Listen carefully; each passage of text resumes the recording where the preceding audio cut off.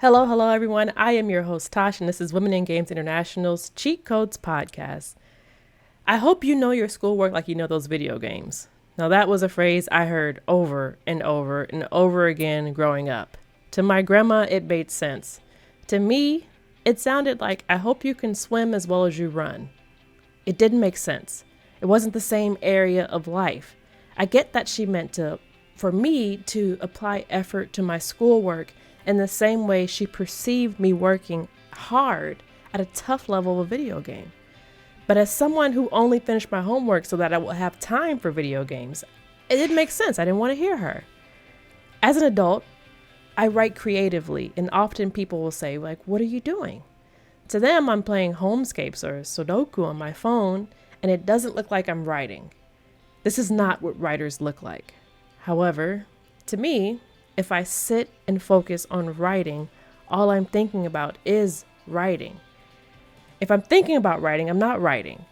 I'm focusing on the act of writing and not the creativity of it all. Playing a little game on my phone gives my brain the freedom to be creative. Because if I'm only thinking about writing, I can't see the forest for the trees. That's just not how my brain works. So what does it mean to be neurodivergent in the gaming space? With me today, I have Tobi Muftau-Lediju, occupational therapist and gaming. Hello. Hey. Can you please introduce yourself to our listeners? Hi, I'm Tobi Muftau-Lediju. I'm an occupational therapist. I have a background in working with brain injury clients, stroke clients, spinal cord injury clients, and then I've been focusing my last couple of years working with like kids, especially who are like neurodiverse in that space. And I am a gamer, and I love VR, and I'm really big into like also making those spaces more accessible. And that's what I'm trying to get my new career in: accessibility in gaming. I love it. So how did you get interested in gaming to start with? I would say my father was someone who introduced me into gaming. I think the very first game I played was like one of the Sonic games, and this like big chunky computer. And my dad was really big into like getting me to study, but like he could not get me to sit down with a book to do math. I remember he would go and purchase these math books, and they would never get done, and I would have such a hard time, tears and all, him trying to get me to do math. So what he did is he actually found a game that had these math problems, and it was about sort of like Sleeping Beauty. Everyone in the castle was under a spell that needed to be woken up, but in order for me to get through these rooms, I had to do these math equations and these logic questions. So gaming has always been in my life, and it's always been something that has stimulated me to learn more and to even like practice reading and taking and new information and everything like that. So I've been gaming forever. It really kind of amplifies the fact that if you cue in to what someone is interested in, you can broaden that interest into the things that need to happen. So Yeah, I love that. totally. What's your favorite game at the moment? This question is a hard one because I feel like I'm always looking for stimulation. So I'm most likely playing more than one game at a time. But right now I'm playing Forever Skies. I love Don't Starve Together. I think it's a hyper fixation that has not left me for the last like 3 something years. It's always a game I go back to, but also I'm trying to complete Spiritfarer because I love that game too as well. But those are the 3 games right now that I'm focusing on at the time. Oh, and Project Zomboid. I've been playing a lot of that too as well. Ooh. Okay, that's a lot Wide of games. range. Yeah, yeah, a little bit. Yeah. I'm always seeking that stimulation. I love it though. So jumping into our topic, when people think of neurodivergence, the standard does not look like us. It's not Black, and it definitely is not a Black woman. So what are some differences that you've noticed in treatments of Black and people of color neurodivergence? I feel like What I see, what I've seen with some kids is that they usually come in with like some like conduct disorder diagnosis. They're come in with it. The approach is more of a punishment, as if they could just do things versus like, maybe this girl is having trouble with focusing and is picking things on the floor doing them because she has ADHD. Maybe it's not a defiant, like, I'm not listening to you, or maybe that's the way she needs to listen to you, by playing with something in her hands. But sometimes I see a lot of kids, and I don't see that many, and I want more because I know there's neurodiverse Black kids there, but a lot, when I get them, it's always with a host of the teacher is assuming the worst versus like, oh my goodness, yeah, you are definitely neurodiverse, little one. Because it's coming, and oftentimes I'll see it like, I'm not trying to get in trouble. Right. Then these kids will express that like, I'm not trying to get in trouble. I was picking this up because I saw on the floor, but I still knew the answers. Or I was doing this because I saw this, but I was still paying attention.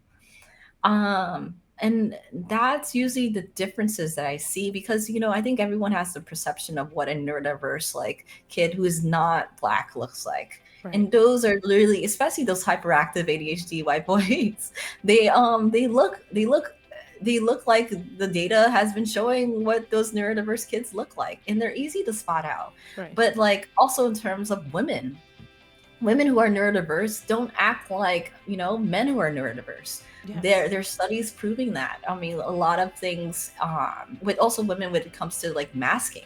Women are better at masking their neurodiversity things than men. And then if you put that into like Black culture, that looks differently. I feel like we need more education on what that looks like for these kids who are neurodiverse, and what does that look like in different cultural aspects. Even if we dip into just out of like the Black community and other like races within the communities, how do their cultural things that add to how they navigate culture in their family, how does that look like masking for other cultures? Masking could be totally different for someone to survive in different cultures in these different like cultural like environments, and we need to think about that. Right. I remember talking to a Black woman who recently got diagnosis of ADHD, and she said that she felt like she had a weight lifted off of her shoulders, because for her, she wasn't showing out. She wasn't loud. She wasn't fidgety. She wasn't all those things were going on internally. Yes. And she was masking often, but she felt completely misunderstood, and she felt just stifled for her life. And a lot of times that shows up as like hyperfixating on reading. She read a lot of books, and people were like, well, you were so bright and gifted, now you're nothing. So it was a relief for her to find out that she had ADHD, and she understood that it wasn't just her making bad choices, because she didn't feel like she was making bad choices. Yeah. Or even if you think about processing in terms of like introspection, like being able to understand, why am I feeling the way I'm feeling? And then someone is demanding that you tell them why this consequence is happening. Like, why do you think you deserve why do you think this is happening to you, or like everything like that, and they're not answering. Maybe that kid is processing what you are saying. Right. Maybe it's not a defiance of not answering. Looking at it from a perspective of like, this child may be neurodiverse and might have trouble processing, why am I feeling the way I'm feeling, or why am I even in trouble? Right. And those kids can't answer those questions in a certain amount of time, because it takes them a while to process. Because and plus, it doesn't always make sense why they're in trouble. It doesn't. Yes, also that. And so but now you want them to articulate it. How? How exactly? And then those kids end up being mistaken as being rude when they're just like, and they're maybe honest, like, I don't get why I'm in trouble. I don't understand. But then some people get mad, like, you should know why you're in trouble. Like, honestly, that is not a skill trait that's allotted to everybody. Right. We need to just be open to that. That is not a trait that's allotted to every single person. And sometimes those situations need to have time to be broken down to and explained to a child so they understand it. Because if a kid doesn't know why they're getting in trouble, they're 9 out of 10 times more likely just to do it again. Right. They don't know how they got there. They don't know how they got in trouble. It didn't make sense to them. So how could they even avoid that if they don't know the solution to the problem? Right. But yes. So, it is odd to me that we label that when it comes to people who look like us, the instinct is to label this as a behavioral issue, and as a sign of malice or just poor life choices. How can we have more empathy and understanding rather than just that instinct to label it as wrong? I think it would be there are multiple ways that you can approach this. You can approach this from the training that people could have with within, especially teachers within the school system, because they're the first people to be like, hey, I think this child needs more support. They are the first eyes to put together the academic where things are not clicking in academically, because a child will behave differently at home than at school. There is a lot more structures and demands that are placed on children at school than at home, and that's okay. That's what it kind of supposed to be like, because you are there to meet a certain criteria of like your curriculum. By the end of there's a lot of demands that kids go through, and this is why I'm all about, like, when kids get home, they need downtime, just like you need downtime for work. They need downtime from school to process those things. But like, I think another thing that we can approach it as is providing education to parents to how to advocate for your child who you feel like, things. It's not that they're not trying. And giving parents the power and education to know that, like, my kiddo has their brain just processes things differently. When they're doing X, Y, and Z, try asking them if they understood the material that you just went over. Because then instead of assuming the worst, you can also learn that, hey, this child, even though they weren't looking at me, even though they weren't like writing things down, they were processing everything I said. And that might be the best way for them to learn information. Because some kids, as you also brought up, like when you're writing, you're thinking about writing. That could be the same thing for kids who are neurodiverse when they're doing math. They might just be thinking about the numbers, right, but not the concept of the actual like math or curriculum that they're like learning. And I was one of those kids. I would end up doodling instead, because I would try to get my numbers to look a certain way to match the teachers, so I can make sure everything goes neatly, because I had to work hard to organize my information that was on paper. Whereas when I started doodling, I could process the actual process of what equations that were going on. I could understand the mathematical process when I was doodling versus actually writing the equation on paperwork. So yeah, I think I would love approach it from like both ends, giving parents that education on what neurodiversity looks like and what that means in terms of executive functioning, because that touches upon a lot of things that, processing emotionally regulating yourself. You need to be able to organize the information of, why am I angry? What made me angry? What solutions is this? How big of a problem is this? Those are executive functioning things that you need. And some kids who are neurodiverse need to work 10 times harder just to get those processes. I'm working on those things now. So like, I love to talk about executive functioning because it's such a large umbrella. It's not just how do I organize my it's not just how do I organize my notes so I can study. It's right. How do I maintain a certain amount of information while I'm working on doing X, Y, and Z? Like, how do I hold something in my brain while I'm doing multiple things in the house? Like, if I know that I need to breaking down chores for neurodiverse kids, don't just say clean your room.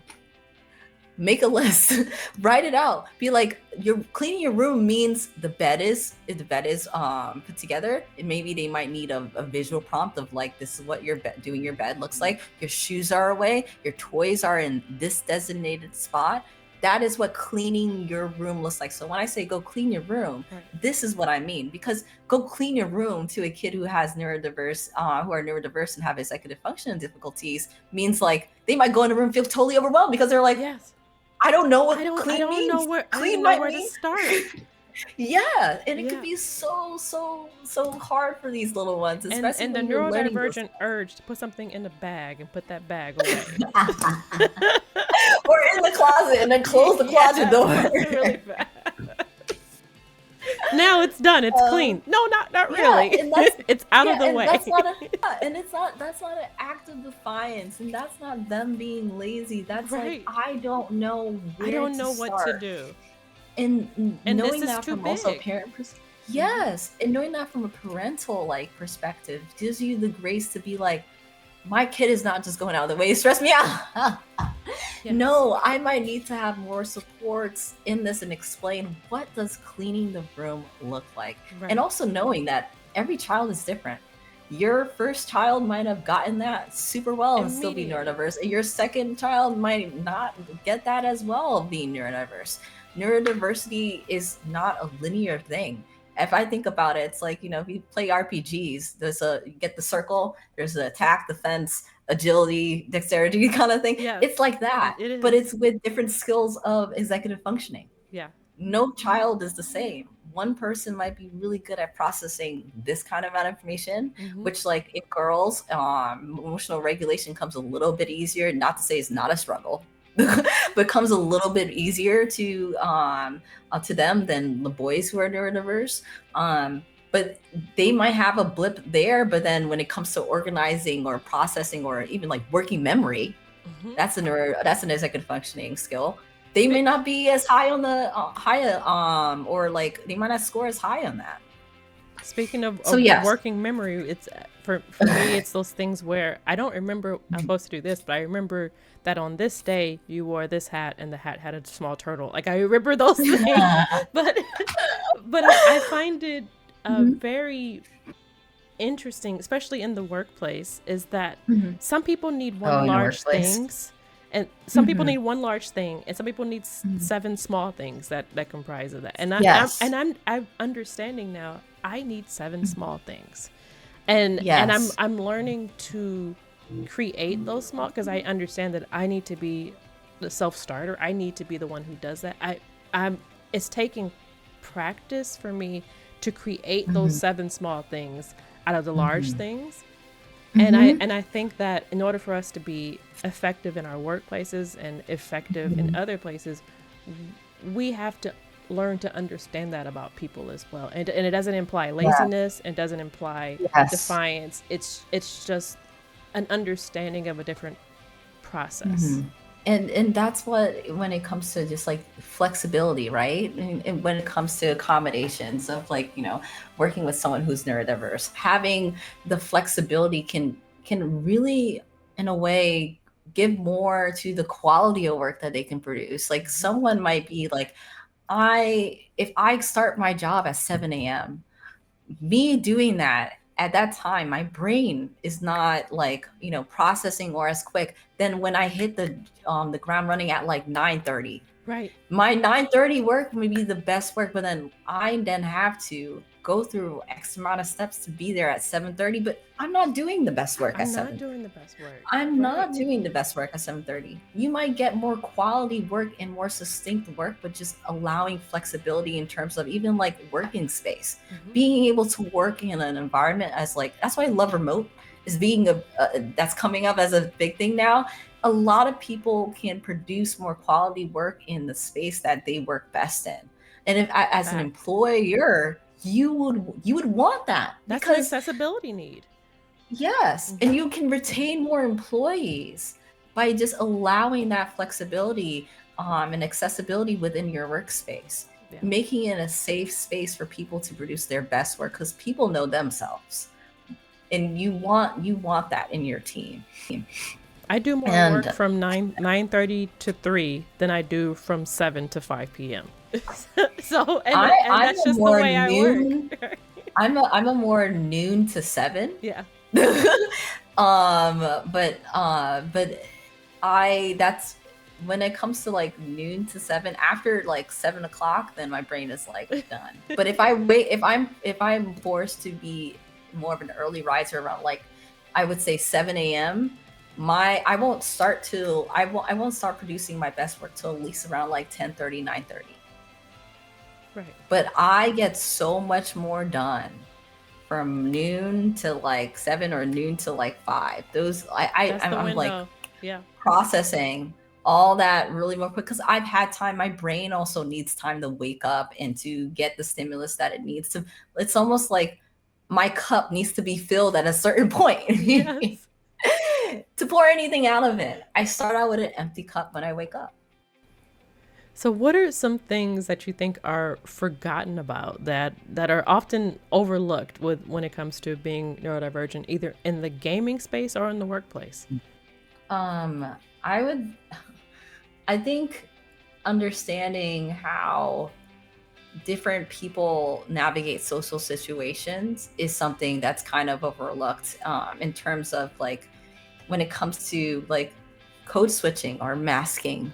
If someone is, taking the time to explain things or make things distinct, but they're not having a certain tone of voice, don't always assume that they're angry.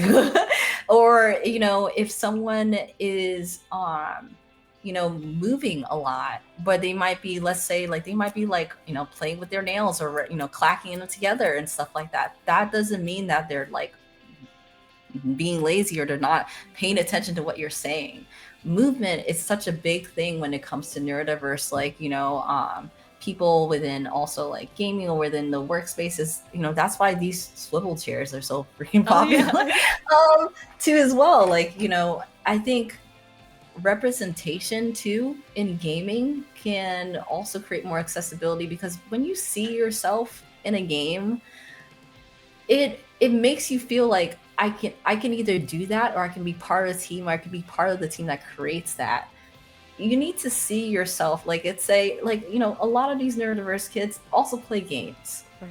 And because they love playing games, a lot of them want to be part of that game making process. But when you're looking around and looking at these gaming studios and you don't see anyone that looks like you start to even wonder, are you even welcome there? Right. Is that a good space for you, or do you have to exhaustively navigate all microaggressions? Right. That's a choice that you have to make. Like, if I don't see a lot of representation of mine, I'm like, am I gonna have to Am I gonna have to constantly do be that? dealing with these microaggressions? Because then Right. it's not worth it. I It remember makes talking to Yeah. someone. They were saying that you just have to be brave. You have to be brave enough to be the first one. And I'm like, my That's an exhausting question. existing should not require Yes. bravery, right? Like, it Yes. should not. If you are asking me to be brave in a space, then you are acknowledging the implicit danger there for me. Yes. And whether Yes. that's mental harm or physical harm, whatever it is, that is harm. Mhm. So Mhm. requiring bravery is an Mhm. unfair requirement to exist in Mhm. spaces where we should be welcome. And that's on the On the organization. That's company. on the company. Yes. That's not on me. Yes. No. Yes. Because it is a lot to ask someone to put themselves in a place where they could suffer high burnout for a passion that they love, Right. just to be the bravest one there. That can do a detrimental, like, have a detrimental effect on the mental health of that person. Right. So, like you said, you're asking me to be okay with putting myself in harm's way. And that's what that question looks like differently from someone who's not a Black person. Right. Not to say no, there's not any microaggressions that you can't experience anywhere else, but you're going to be dealing with different things than I'm going to be that I deal with in a lot of other spaces outside of my workplace. So to have me spend 8 hours there Right. and take that chance could be, that's a lot that you're asking of me. And It's also, when it comes to unfair. representation in the in the games itself, even as basic as the NPCs that are on the streets, I that can make things a lot more accessible when it comes to just like these little game devs who are like neurodiverse BIPOC kids, like seeing like other people in these gaming like environments and city environments that look different, that are like, I'm gonna say they're black god kids in the city vibing, like they're Right. black nerdy kids in the city vibing, they're black cosplayers in the city vibing. There is a larger representation of black neurodivergent kids and people in general in those environments, and they're super important to see, because yes, we want the representation that's already there to stay there. I don't want to take that away, but I want to widen that in general, It should be because widened. yes, it should. And Yeah. hairstyles, styles in general of clothing. Yes. Yes. I would love for people to designers and people in the game development industry to understand that creating this visibility allows a feeling of safety, and it's safety in being seen. And by not creating it and then wondering why that your streams or your in-game chats are so toxic, when you're not creating safety on that end, it seems odd Yes. to me. Yes. It seems odd to me of also how we accept a certain gaming culture that is just accepting of the toxicity. Right. Like I get it, you want a wider player base and everything, but don't be confused when gamers who are black and also women don't feel comfortable doing that, being or playing your games. Don't be confused when and I would love for developers to do this. Go into your game on an online lobby, to use a voice changer if you have to, playing a black, a black character, and spend 3 hours, not just like, oh, this is bad for 10 minutes. Spend 3 hours playing your game, and then ask yourself, like, is this the community that you want? Right. Is this the kind of community that you want? And then, I'm all about people, understanding their limitations. You need to accept that that's the community that you want if you're not willing to do anything about it. Right. And there's no sugarcoat and then that. change it from the inside out. And then take the onus, take the responsibility of it, understand that you created this, and then start at the core of the organization and make some meaningful change. Yeah, and also understand that there's gonna be backlash. There's always gonna be backlash when it comes to making those changes, for reasons that we can go deep into forever. Especially after these new Supreme Court decisions, which we shall not name. That on itself was not. Okay. But like, understand that, like, these gamers are there and they want to play your game, but if they can't feel safe playing your game, then you're leaving money on the table. Right. You are leaving money on the table, even just from a business perspective, because I love social deception games. I have to get a whole group of my personal friends to play with me. I can't go in a lobby by myself. Right. And that's a shame. I bought your game. I love your game. I cannot play it as it's intended in an online lobby. I have to make this safe for me. Right. And that's extra work for you. You're not being paid. You're paying for this. Yes, exactly. But going back to what you said about data, we already have data that proves that embracing more diverse models and being more outwardly safe increases profit. So why the unwillingness to make these spaces more accommodating and make these spaces more safe, it makes me feel like, oh, you just don't want to.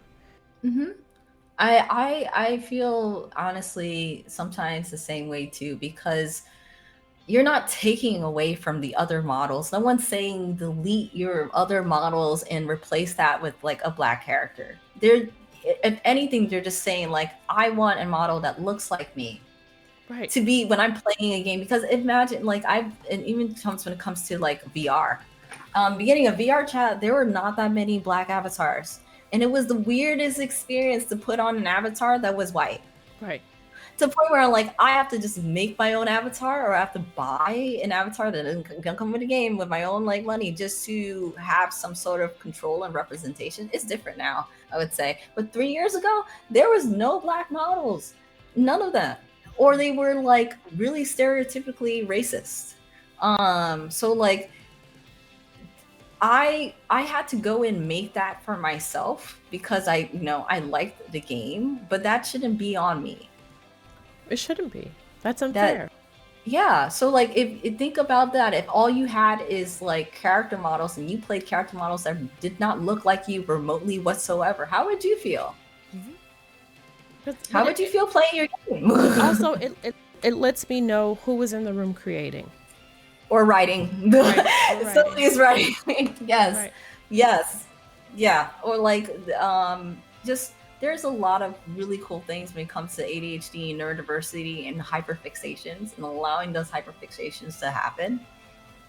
Embracing that in storytelling can do a huge difference in how you represent your characters.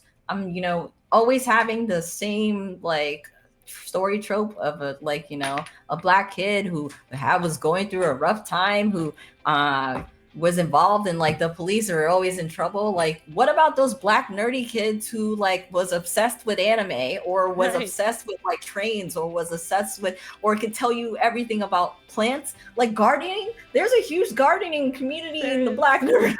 Yeah, like about like huge. Huge. Yeah. You can't put one like, and especially in the survival games, you can tell me that there's not gonna be some neurodiverse like character who's obsessed with gardening. I found a group of black neurodiverse women who are obsessed with tea. Yes. and like crafting different herbal formulations of tea, and I'm like, oh my god. Yes. These people are like they should be in video games, because this will be the herbalist. This will be I would. Yes, exactly. I want you on my team. Yeah, I want you on my team. I'm picking out like, especially those like cool colony sims, like when you have to pick out characters. I want you on my team. Yes. I'm tired of only one way to look at like a black story being told. Like, yes, those stories exist and those stories are important. Yes. Are they the only stories? And they are black stories. They're not like a black kind of, no, it's a black story. It's like, even before we started recording, we talked about punk rock and music, things like, and I think about I think it was a band called Death, which is one of the very first punk bands out of Detroit in the United States. And for people to say that black people are into punk and they're trying to be white, and it's like as if it's a white thing, without understanding that it's number one, it's a style. It's a style. It's not a person. A genre. It's a genre. So it's no way that this does not include me in any way, and it's just mind blowing. Like, think about like I brought up like before we were talking like Willow from Grounded. That character was me in high school. And I remember like, that's one of the reasons why I even bought the game, because I saw that. I was like, oh, I want to play her so bad. I want to play that character so bad. And I love how they had more than one black representation of style and genre in that, because there was Max too as well. And like it wasn't like they didn't understand each other, they hate each other. No, they were cool. They were cool. They were tight. So like, that's what I didn't understand. Like those are the things that like really drive me as a gamer. And I'm a lifelong gamer. I've been playing games forever. I'm 30, gonna be 32 in October. Like, I'm gonna keep playing games. Like, if you want my money and you want me to play the heck out of those games, because let's face it, gamers are also getting older. Yes. I'm going to be looking at like, me in like different character models when I'm making times, because my time isn't the same time as I had as a kid either. Right. But I'm also going to be introducing that to other people that I know who are younger. They're like, hey, this game is really like, it's a network of people, of like, don't forget about the other gamers, the other side of those things, and include them in your writing room. Include them in your art, like your art team. Yes. You know, they will be the ones to just like, you know, look at different art styles to be represented in, like, you know, for different like Black characters and avatars and everything like that. You want that. Yeah. And Especially when it comes to armor design. I always want them to understand that to create a game where, especially where there's multiplayer, even games that aren't multiplayer, but to create a game is to form a community. So what community are you creating as you are, that you can't deny that creating a game, if you're creating a game for multiple players, you are creating a community of players. So what are you representing? What does your community look like? And these are questions that should be answered, and you should have they should have the answer to this. Yeah, or like I would love also strong like role models in character designs that are like neurodiverse and Black, but they're not every neurodiverse person is going to be a timid introvert. Right. That too, like, you know, that's something that, you know, is something I think is just as important. And also looking at masculine and feminine too in the neurodiversity spectrum. It's not a one, you're either masculine or feminine. It is a spectrum. It is a spectrum.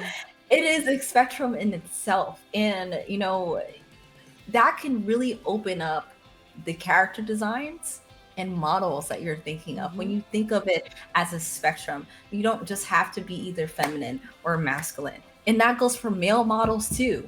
Like, that is a spectrum. And they also are in these environments and deserve to be represented as well. And understand that providing the choice to someone is not necessarily saying this is the way to be. It's saying, I understand you exist, so I'm creating a choice for you to mirror yourself here. Yes. And that's all. And that's not too much to ask. It's not. It's just it's like you said, it's providing the choice, it's adding the choice there. People could just not choose to have their character design. They could just be like, hey, I want to be represented in this way, and I'm not going to draw from all these other designs. Okay. That's why I love what we're doing now with also like avatar customization. There's a lot more that's going on, but like having that choice of like what models could wear, or even just having more than one like BIPOC hair type can make a world of a difference to someone that's playing. There are more than just afros, even though I love my afros. There are more than just afros hair types. There are more than just locks too as well. There's so much more that you could just Google and have that represented. Yes. I love it. It shouldn't be on us to have to create that. No. We're not getting paid for that. No. Well, you should. That's why you need more representation in your writing team. That's why you need more representation, especially when it even comes to accessibility. What does that look like in Black spaces? That is just as important as accessibility in other spaces, because they're different. Even if you think about like ASL in Black spaces, they sign differently. Yeah. They have different ways of signing. So like, you know, you'll be surprised when you expand out of those bubbles of what data is being taken. Look at where the data is being taken on a representation. Is that representing everybody? If it's not, and you want to focus on representing a group, good, you made the first step. You want to represent another group. Now go into that group and learn. Yes. The information's out there. TikTok is a brilliant way to hear directly from those groups. Autism is a hashtag for just Black autistic people. I said autism? You know what I mean? Autism. Okay, I'm writing it down. It's just Black, like autistic people. Like, that is there. Go into those spaces and don't put your input in those spaces. You're there as a sponge. I support it. You are a sponge. And that goes a long way. Be a sponge first. And then, and I don't know, I personally am also about like allyship and accessibility and allyship in Black spaces are different. And in Black spaces, you don't go in and be like, I'm an ally. That's a red flag. That title is given to you by what the actions that you're doing. Right. It's not something because it's always followed by I'm an ally. My son-in-law is Black. You're like, wait, what? Yes. Where? Oh yeah. No, that doesn't proximity to Black people. Yeah. Does not negate the racism. Right. Yes. Like, first of all, okay, all right. Yes, Sure. understand that Yes. too. That's a cultural definitely shift. a red flag for me. My like antennae go up, and I'm like, this is the person I can't trust. Yes, especially when they're self-proclaiming allyship. I'm just like, Especially when that allyship relies on proximity to people that they had no hand in. I don't. Or they view it as transactional.